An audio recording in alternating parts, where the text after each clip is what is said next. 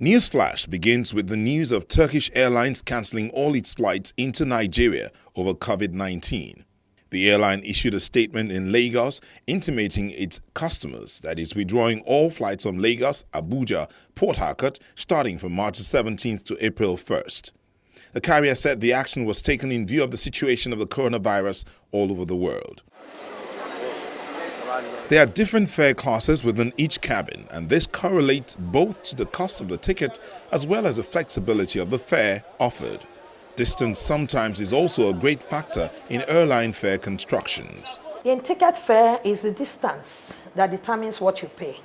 The longer the distance, because airline takes into consideration the taxes, because they have standard airport taxes. So if you are going now from here to New York direct, it could be 308,000. But if you now say, I'm stopping over in the UK for 2 days, it can't be 308,000, it could be 356,000, because you are going to add the airport tax of the airport you are landing on. You are not just passing through, you are landing on a particular airport. And when you are going to New York, it can't be the same as London, because airline takes into consideration the cost, the overhead in the travel. You pay the cost of the fare, the cost of many things. That is what adds up in the price of every ticket. The Nigeria Immigration Service Murtala Muhammed International Airport Command says activities of human traffickers and smugglers have been halted through aggressive intelligence gathering. The controller in charge of the command, Abdulhai Usman, says the fight against human trafficking is high on its priority list as young people are refused departure every week. It's a serious challenge here. What we do here via effective profiling and interrogations, those ones that we discover that they have no business to go out of this country, we refuse them going. We counsel them, advise them. And like I keep saying it, at our duty room there, that duty room is meant for area where those ones that were returned from foreign country and those ones that were refused from this command, they meet and discuss themselves. They make our job easier. Those returnees and those intending to go whom we have refused, they will relate themselves, and very many of them coincidentally they speak their own language, so they help us to pass communication better for those that have no reasons to go.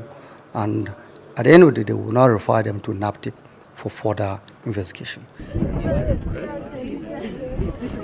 Newsflash ends with the remembrance of Ethiopian Airlines Flight 302, which crashed in an open field 6 minutes after takeoff from Addis Ababa, the Ethiopian capital, on March 10, 2019, with all 157 people on board dead.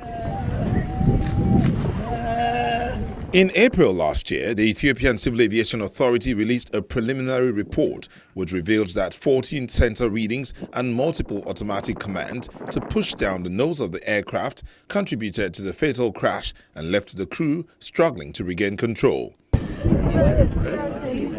Experts said the preliminary report left unanswered questions which are expected to be addressed in an interim report due to be published ahead of the first-year anniversary on why the plane did not respond to the pilot and automatic commands, including 2 final nose-up instructions from the pilot about 30 seconds before the crash.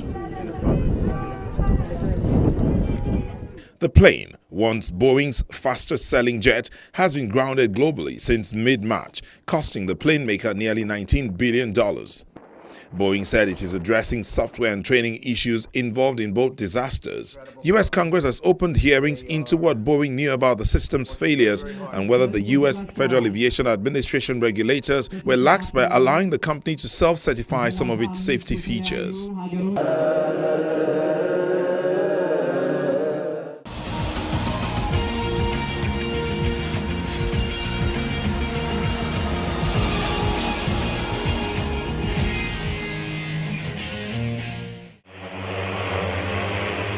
It looks like a drone, but it's actually a one-seater electric aircraft that can be controlled by a joystick without requiring a pilot's license.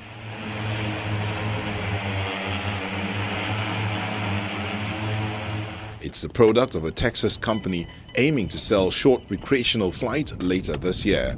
This startup is one amongst many, vying with aerospace giants Boeing Company and Airbus to develop electric vertical takeoff and landing aircraft, which typically have multiple spinning rotors to produce lift.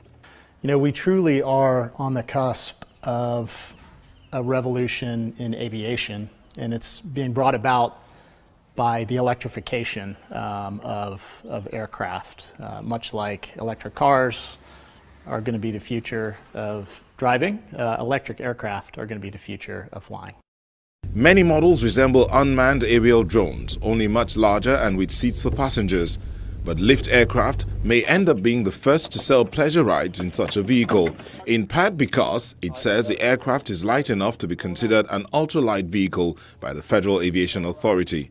So with lift aircraft, we really envision a future where anyone can fly. And so right now, the FAA isn't certifying electric vertical takeoff and landing aircraft quite yet. But they are available for recreation and sport use under the FAA's ultralight classification. So we want to get started. We want people to fly.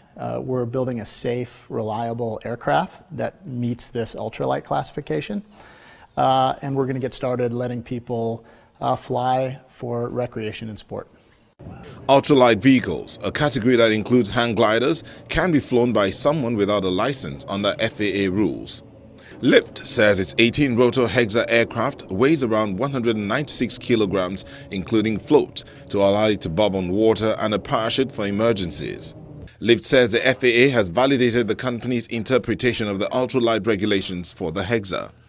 Instead of having 4 rotors, which would be really efficient, they have 18 rotors, which is really redundant and much safer. And so it takes a hit on kind of like long-range flight endurance and things like that, but it's got a full-blown ballistic parachute system that it's carrying. It can lose up to 6 of its rotors and still fly. It's got floats, so if it has to make an emergency landing on water, it just sits there and floats. So there's so many redundancies and safety factors built in because we know, and Lift Aircraft knows they're going to be some of the first people out there putting public in these aircrafts to fly around. And so everything has been engineered around safety and reliability, redundancy, down to the autopilot that has a radar on the ground that's even looking for flocks of birds that might be flying into the area.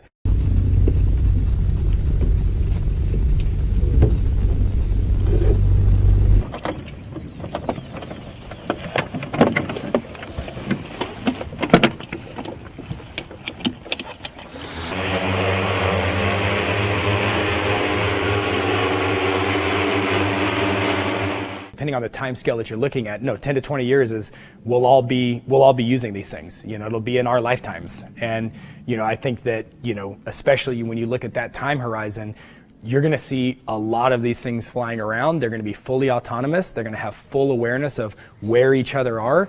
Chazen is planning to sell rides near cities around the United States later this year, but customers would first spend time learning the controls in a simulator before climbing into a Hexa to fly for up to 15 minutes, the maximum amount of time that can be safely allowed by the batteries. The aircraft can fly at speeds of up to 63 miles per hour, the maximum allowed for ultralight aircraft under FAA rules.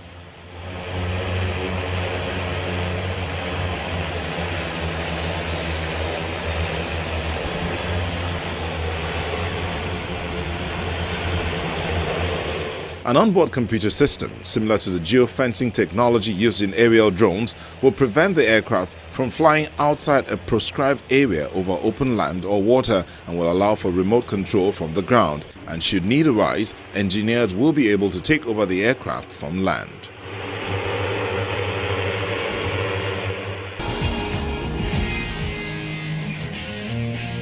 And that's all on this edition. Next week is another date. I'm Bukola Joe Oketumbi.